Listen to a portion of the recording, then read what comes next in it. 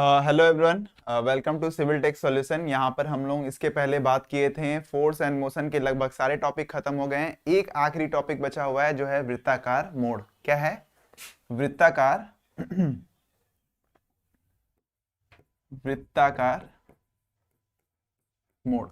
अगर हम लोग वृत्ताकार मोड की बात करें तो हम बस आपको इतना बताना चाहेंगे कि जब भी कोई वस्तु या कोई भी क्या बोलते हैं इंसान या कोई भी कार, कोई भी वस्तु किसी वृत्ताकार उस पे पाथ पर, एक वृत्ताकार रास्ते पर मुड़ती है तो वहां पर क्या होता है कि जैसे मान लो कि कोई भी वस्तु जो है वो किसी वृत्ताकार मोड़ पर मुड़ रही है। इस स्थिति में क्या होगा? इस स्थिति में होगा क्या कि वृत्ताकार जैसे ही शब्द आ गया, याद कर लो कि वहां पर अपकेंद्री बल यानी उसको बाहर ले जाने वाली बल तुरंत क्या करने लगी?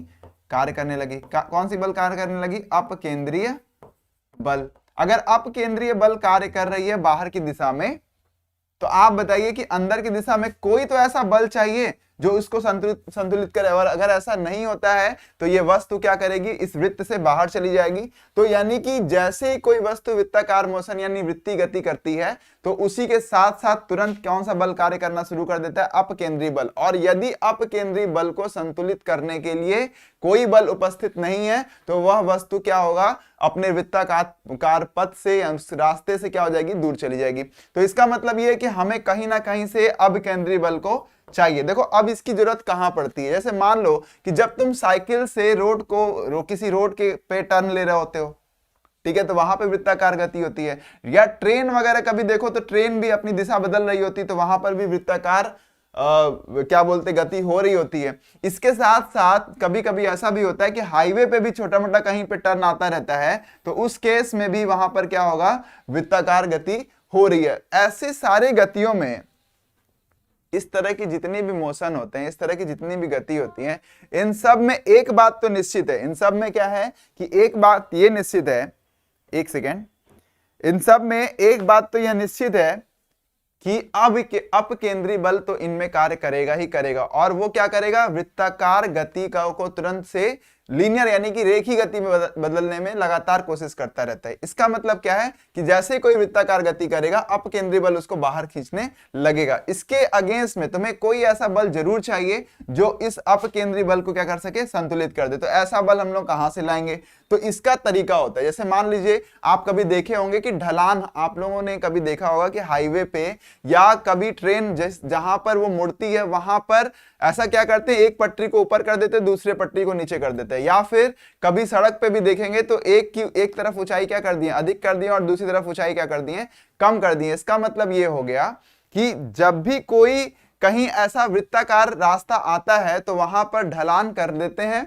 या फिर दूसरा ऑप्शन क्या है? दूसरा ऑप्शन ये, जब हम लोग साइकिल वगैरह चलाते हैं तो अक्सर साइकिल मान लीजिए किसी पगडंडी पे चला रहे हैं तो वो और वृत्ताकार वो है, वो उसका जो रास्ता है वो वृत्ताकार है। तो ऐसी स्थिति में क्या होगा? तो ऐसी स्थिति में कुछ खास नहीं है। जैसे वो वृत्ताकार रास्ता होगा आपको आपकी साइकिल को क्या करना पड़ेगा? बेंड करना पड़ेगा, उसको क्या करना पड़ेगा? एक तरफ झुकाना पड़ेगा। और यही कारण है कि आप कभी भी साइकिल को मोड़ते हैं तो वहां पर अपने आप को बेंड कर लेते हैं। अच्छा, इसके मैकेनिज्म को हम लोग समझते हैं।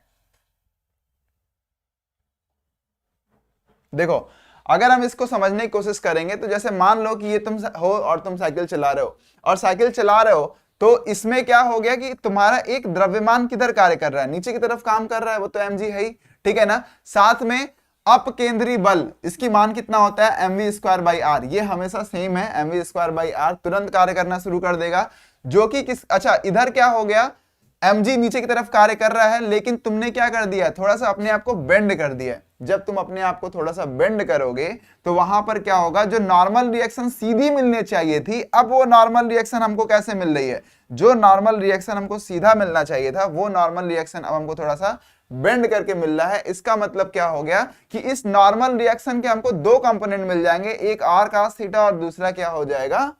r sin theta. और जैसे ही हमको दो कंपोनेंट मिले हम दोनों ही बलों को आपस में क्या कर देंगे? संतुलित कर लेंगे। जैसे क्या कि हम क्या होगा? इसी जो नॉर्मल रिएक्शन है उसका हम लोग को एक जो घटक मिल रहा है, एक जो कंपोनेंट मिल रहा है वो r sin थीटा है। वो किसके बराबर है? mv²/r के, ठीक है ना। इसी तरह से जो mg है वो किसके बराबर हम लोग कर देंगे? r cos theta. जरा लिखिए इसको, तो r sin theta is equals to M V square by R. ये हम लोग को क्या मिल गया, सॉरी यार स्क्वायर लिख दिया, M V square by R हो गया। और दूसरा क्या हो गया, आर साइन कॉस थीटा बराबर क्या मिल जाएगा हम लोग को, उसकी वैल्यू हो गई आपका एम जी। ठीक है ना, तो ये फर्स्ट इक्वेशन है और ये क्या हो गया आपका सेकंड इक्वेशन है। और इन दोनों ही समीकरण को क्या करिए आपस में विभाजित कर देंगे तो हमें क्या मिल जाएगा, आर से आर क्या मिल जाएगा, कैंसिल हो जाएगा।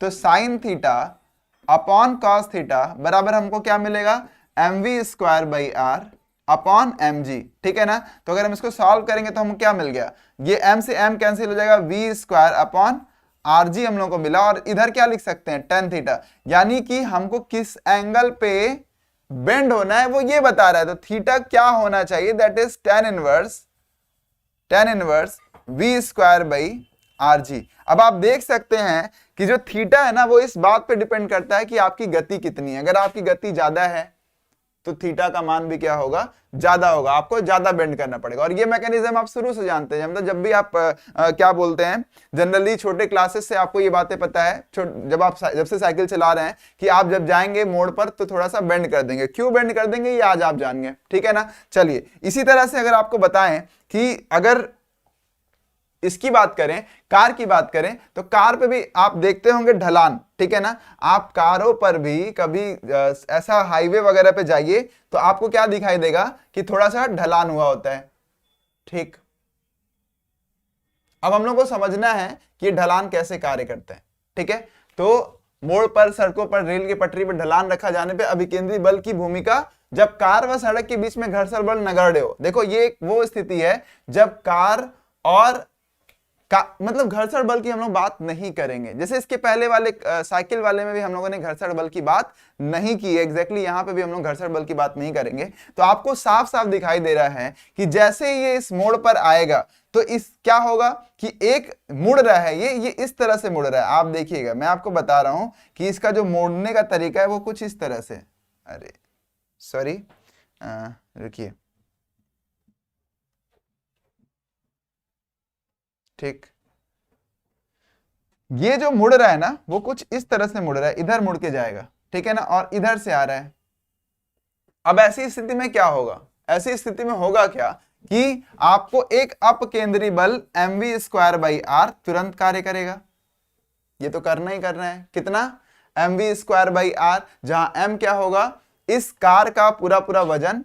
ठीक है ना, वी क्या है, इसका वेग, और क्या बोलते हैं आर क्या है, आर जो है वो इस वृत्तीय पाथ का, जो भी ये वृत्तीय पाथ हल्का सा भी बन रहा है उसका त्रिज्या, उसका रेडियस कितना है। ठीक है ना, अच्छा M V square by R हमको मिल रहा है, सामने आपके क्या मिल रहा है, आर साइन थीटा। और ये आर साइन थीटा क्यों मिल रहा है, क्योंकि हमने क्या कर दिया है, थोड़ा सा ढलान पैदा कर दिया। अब ढलान करने की वजह से हो क्या रहा है कि जो नॉर्मल रिएक्शन हमको सीधी मिलने चाहिए थी, मान लीजिए कि यही कार, इसी कार का की बात अगर हम लोग करें कि अगर यही कार सीधी होती, ठीक है ना, थोड़ा सा कार मान लीजिए आप इसको, ठीक है, ये मान लीजिए यही कार है जो सीधी होती, अगर सीधी होती तो क्या होता, अगर सीधी होती तो हम लोग को क्या मिलता, वेट नीचे मिलता और नॉर्मल रिएक्शन क्या मिलता, ऊपर मिलता।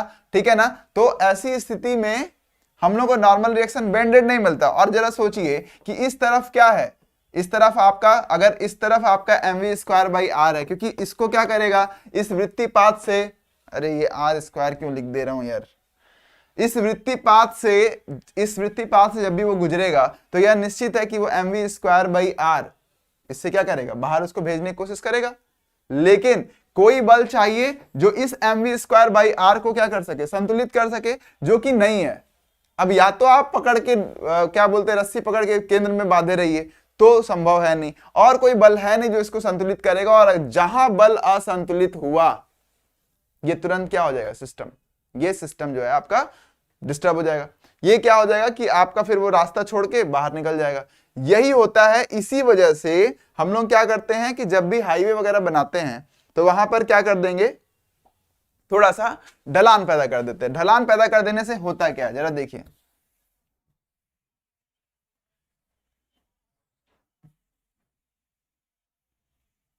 देखिए ढलान पैदा करने की वजह से क्या हम लोग को मिल रहा है, हम लोग इसी के बारे में बात करने वाले हैं।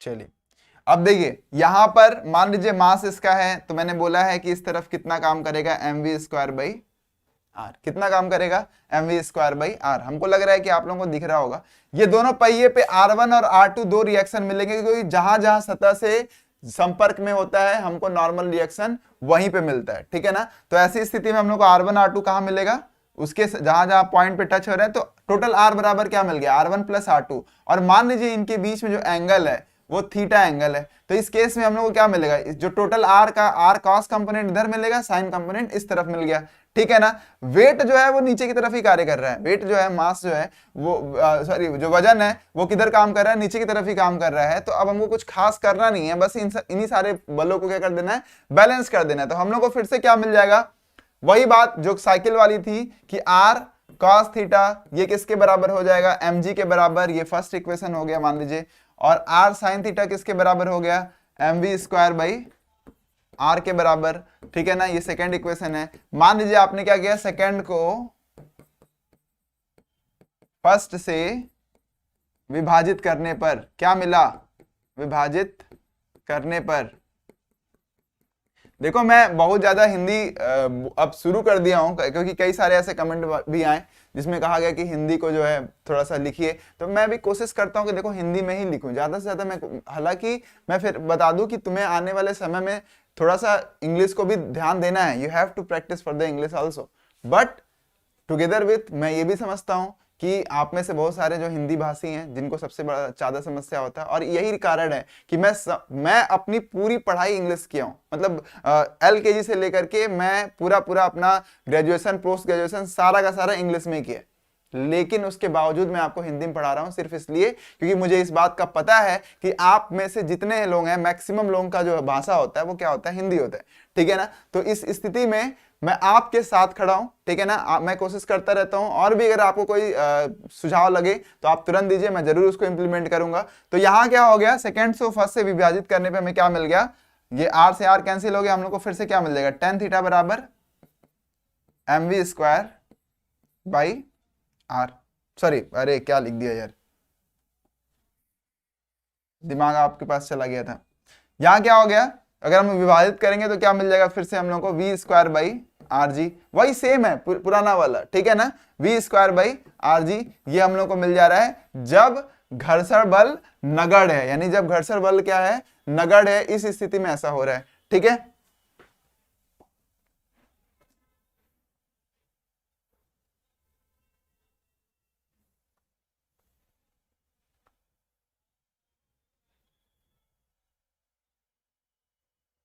ठीक है, अब अच्छा अब ये कंडीशन समझिए, जब कार और सड़क के बीच में घर्षण बल कार्य कर रहा है, ठीक है ना, अगर कार और सड़क के बीच में घर्षण बल भी कार्य कर रहा है और भी हम लोग को बल पता है, तो सारे बलों को हम लोग क्या करेंगे, संतुलित करेंगे। यहाँ पे बहुत बड़ा डिफिकल्ट टास्क नहीं है, थोड़ा कॉम्प्लिकेटेड हो सकता है। जब घर्षण बल कार्य कर नहीं रहा था तो वहां पे हम लोगों ने घर्षण बल की बात नहीं की थी। अब यहाँ पे हम लोग क्या करेंगे, एक और बल, एक तो इस तरफ एक बल कार्य कर ही रहा है, ठीक है ना, एक तो इस तरफ बल जो है वो कार्य कर ही रहा है, तो ऐसी स्थिति में यहां तो हम लिखेंगे ही mv²/r, ठीक है ना।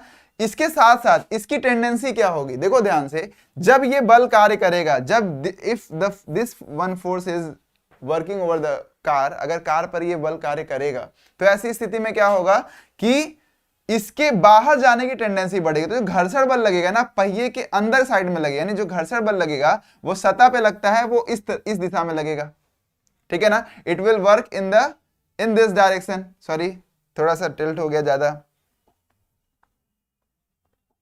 ये कुछ इसके पैरेलल इस दिशा में कार्य करेगा F, ठीक है ना। अच्छा अब एक बात जरा सोचिएगा, अगर ये थीटा है, if the inclination is theta, अगर थीटा का मैंने इंक्लिनेशन दे दिया है, तो यहां भी क्या मिलेगा हम लोगों को, एक तो यहां पे r cos थीटा होगी, ये थीटा है तो ये भी थीटा होगा, और ये थीटा है तो ये भी थीटा होगा, यहां पे भी हम लोगों को क्या मिल रहा है, थीटा मिल रहा है। तो अब हम लोग को देखना है कि दो बल हो गए, एक क्या हो गया, अगर F को देखेंगे तो F के हमको दो फैक्टर दिखाई देंगे, एक क्या मिलेगा F cos थीटा और दूसरा क्या मिलेगा F sin थीटा, ठीक है ना। तो जरा हम सारे बलों को हम लोग बैलेंस करते हैं तो क्या दिखाई देगा कि R sin थीटा ये वाला बल, देखना ध्यान से, आर साइन थीटा ये है, ठीक है ना। अच्छा ये एफ था ना, ये एफ है, तो एफ का एक कंपोनेंट अगर हम इस पे देखेंगे कि कितना ज्यादा घटक, इसका इस पे क्या घटक है, तो वो कितना होगा एफ कॉस थीटा। देखो ध्यान से कि अगर ऐसे एफ है, ये एफ है, ठीक है ना, और ये थीटा है, तो भाई साहब यहाँ पे कितना आएगा, एफ कॉस थीटा ही तो आएगा ना। यहाँ पे कितना आएगा, एफ कॉस थीटा ही आएगा, तो यहाँ पे एफ कॉस थीटा आ गया। और देखो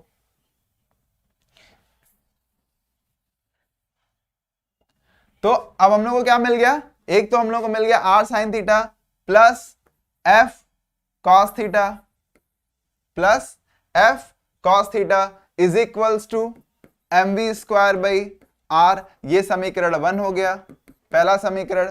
दूसरा समीकरण क्या है, अगर हम दूसरे समीकरण की बात करेंगे तो हम लोग को क्या मिल रहा है कि इसी f का एक कंपोनेंट किसके साथ है, mg के साथ है ना।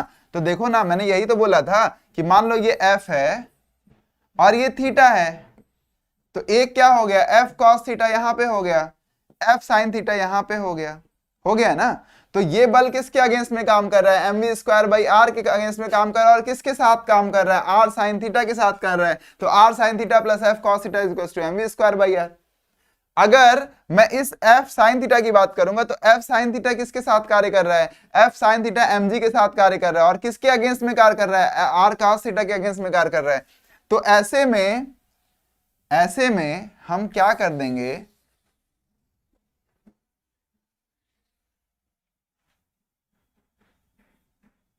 ठीक, देखो अब हम लोग को ये देखना है कि कौन किसके साथ कार्य कर रहा है, ठीक है, ये तो हम लोगों ने देख लिया है। अब यहां पर इसी चीज को इक्वेशन में सेट करेंगे तो हम लोग को क्या दिखाई दे रहा है कि f sine theta plus mg is equals to r cos theta. तो एक जैसा समीकरण बनाते हैं तो हमें क्या मिल जाएगा कि f sine theta minus r cos theta, sorry उल्टा हो जाना चाहिए क्योंकि उधर जाएगा तो mg क्या हो जाएगा, माइनस हो जाएगा। तो इसको हम लोग क्या कर देते हैं ना, सुनो, इसको हम लोग क्या कर देंगे कि mg कैसे रहे, प्लस में रहे, तो इसको यहीं छोड़ दो, इसको इधर कर दो, तो हम लोग क्या मिलेगा, r cos theta minus f sin theta is equals to आपका mg हो गया। भाई mg यहीं रह गया, f sin थीटा उधर भेज दिया, तो ये हम लोग को मिल गया सेकंड इक्वेशन, दूसरा समीकरण। अच्छा एक बात और बताओ, जो फ्रिक्शनल फोर्स होता है उसका मान कितना होता है, जो फ्रिक्शनल फोर्स होता है उसकी वैल्यू होती है म्यू इंटू आर, हमेशा याद कर लो इसको, F is equals to mu into R. तो यहां पर हम लोग को एक और चीज मिल गया, R cos theta minus mu into R sine theta is equals to mg, ठीक है ना। ये हम लोग इसी को इक्वेशन सेकंड ले लेते हैं क्योंकि हम लोग को जो डिवाइड करना है वो इसी वाले समीकरण से करना है, ठीक है ना। तो ये हम लोग मान लेते हैं इक्वेशन सेकंड है, ठीक है ना। अच्छा चलो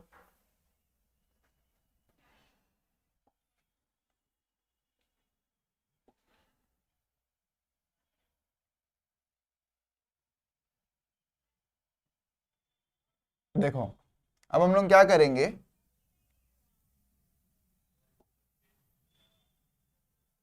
देखो अब हम लोग क्या करने जा रहे हैं कि सेकंड इक्वेशन को फर्स्ट से डिवाइड करेंगे, फर्स्ट को सेकंड से डिवाइड करेंगे। तो फर्स्ट को सेकंड से डिवाइड करेंगे तो हमें क्या मिल जाएगा, R sine theta plus mu into R, क्योंकि एफ की वैल्यू क्या होती है, म्यू इंटू एफ, एफ बराबर क्या होता है, मैंने भी बताया एफ बराबर होता है म्यू इंटू आर। तो ये चीज तो इसमें भी सॉरी हाँ ठीक है, ये चीज तो इसमें भी एप्लीकेबल है और इसमें भी एप्लीकेबल है। तो यहां पे हम लोगों ने क्या कर दिया, mu into R cos theta is equals to M V square by R, ये हो गया हम लोगों का।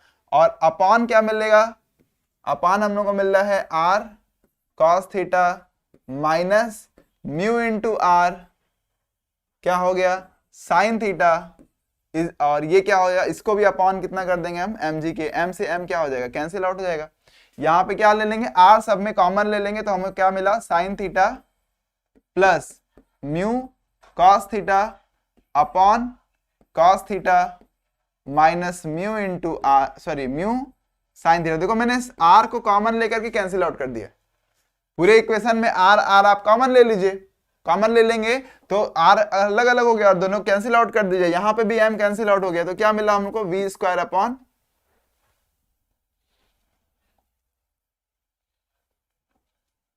We square upon R G, ठीक है ना।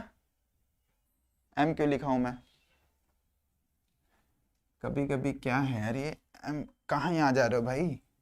देखो एक्चुअली क्या है ना कि लगातार M V square by R हम बात कर रहे थे अपकेंद्री बल की, और बार बार दिमाग में भी वही आ जा रहा है। लेकिन बस समझो यहाँ पे क्या है, यहाँ एम से एम क्या हो जाएगा, कैंसिल आउट हो जाएगा। अगर एम से एम कैंसिल आउट हो गया तो V square by R G हो गया। अच्छा यहाँ क्या कर दो ना, कॉस से डिवाइड कर दो, पूरे समीकरण को, पूरे इक्वेशन को आप कॉस से डिवाइड कर देंगे तो हमें क्या मिला, पहले में टेन थीटा मिला प्लस म्यू, आपको पता है कॉस से कॉस डिवाइड होगा तो क्या हो जाएगा, वन हो जाएगा, तो सिर्फ यहाँ पे बचा म्यू अपॉन कॉस से कॉस डिवाइड हुआ तो वन बचा, माइनस फिर हम लोग को क्या मिला, म्यू टेन थीटा, और इस सब की वैल्यू कितनी मिल रही है, V square upon R G. तो ये एक दूसरा हम लोग को समीकरण मिल गया। अब यहां से हम लोग क्या निकाल सकते हैं, वेलोसिटी कितनी मैक्सिमम हो किसी ढलान पर, ये निकाल सकते हैं, या किस ढलान किस वेलोसिटी के लिए कितना ढलान हो, दोनों निकाल सकते हैं। तो ये समीकरण आपका क्या हो गया, दूसरा हो गया। अब v की वैल्यू निकालना है तो कुछ क्या करना है, इस आरजी को इधर भेजिए और अंडर रूट में कर दीजिए, हो गया काम आपका, v की वैल्यू भी निकाल सकते हैं। अच्छा तीसरा कंडीशन क्या है,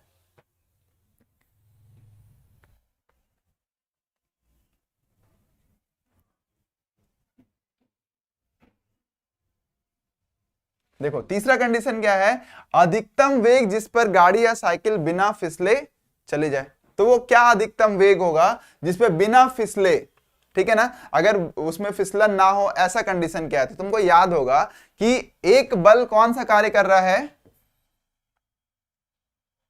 देखो एक बल कौन सा कार्य कर रहा है, अंदर की तरफ, इस तरफ मेरी तरफ M V square by R, जबकि ये किधर रोटेट करने की टेंडेंसी रख रहा है, इधर ही तो जा रहा है ना, इधर से आया इधर जा रहा है, ठीक है ना। अच्छा इधर के काम कर रहा है, मैं बोल रहा हूं कि बिना फिसले, यानी फिसलन क्या हो उसमें ना हो, तो इतना बल अधिक ना हो जाए, ये बल इतना अधिक ना हो जाए कि वो फ्रिक्शनल फोर्स को सुपरसीड कर दे या उससे आगे निकल जाए, ठीक है ना। तो हम ये लिख सकते हैं कि म्यू इंटू आर, यानी फ्रिक्शनल फोर्स जो है ये बड़ा होना चाहिए, बराबर होना चाहिए किसके, M V square by R के, ठीक है ना। तो यहां से क्या हो जाएगा, mu into R, this should be greater than क्या, M V square by R से, ठीक है ना। एम वी स्क्वायर आर से क्या होना चाहिए, उसका वैल्यू या तो बड़ा होना चाहिए या बराबर होना चाहिए। तो यहां से हम लोग v की वैल्यू निकाल सकते हैं, वी स्क्वायर बराबर क्या हो जाएगा, इस r को इधर भेज दीजिए तो क्या मिल गया हम लोग को, म्यू ये रिएक्शन वाला r है, ठीक है ना, इंटू स्मॉल r और अपॉन m हम लोग को मिल गया। तो v की वैल्यू क्या मिल रहा है, जो अधिकतम वेलोसिटी मिल रही है, ये देखो v की वैल्यू हम लोग कैसे निकाल रहे हैं, इट शुड बी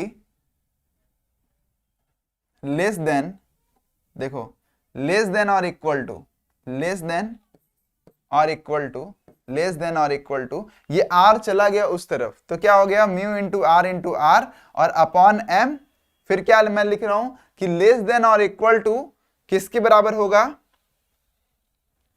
किसके बराबर हो रहा है ये देख लो, under root mu R upon M, ठीक है ना। तो ये क्या कंडीशन है कि जब गाड़ी बिना फिसले, जब गाड़ी बिना फिसले जाए तो इसका कंडीशन ये है तुम्हारा, तो अधिकतम वेग क्या होगा। तो इस तरह से हम लोग वृत्ताकार मोड वाले जितने भी क्वेश्चन होते हैं जो बहुत ज्यादा इंपॉर्टेंट है आपके एग्जाम के एस्पेक्ट में, वो खत्म हो गए। और मुझे लगता है कि आपको इसमें समझ में आया जरूर होगा, और अगर नहीं समझ में आया है तो जरूर कमेंट करिए कि किस जगह से कहां से आपको प्रॉब्लम आ रही है। बाय द वे मैं एक बार वापस सबको रिवाइज करा देता हूं कि मैंने क्या क्या बताया अभी तक,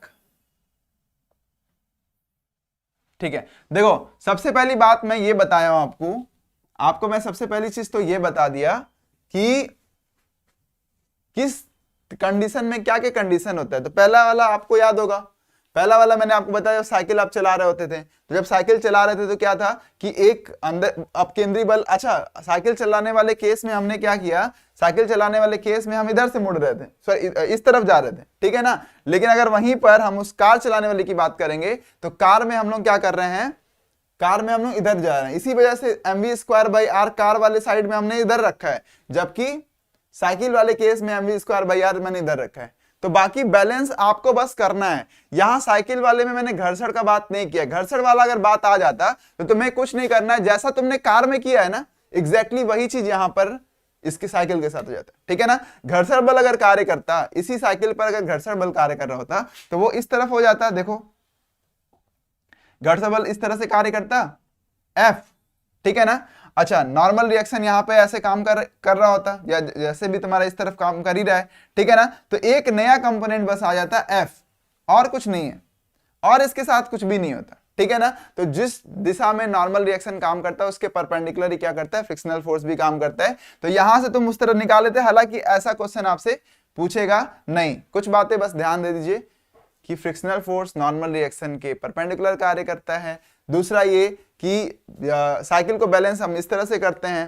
कार में ढलान जो देखना होता है उसके लिए हम लोगों ने ये कुछ पढ़ा है कि जब कार और सड़क के बीच में क्या हो, घर्षण बल नगण्य हो, जब सड़क के बीच में घर्षण बल कार्य कर रहा हो, और क्या ऐसा मैक्सिमम वेलोसिटी होनी चाहिए जिससे फिसलन ना हो। बस इतनी सी बात थी, और आज के लिए इतना ही रखते हैं। Have a nice day everyone, bye.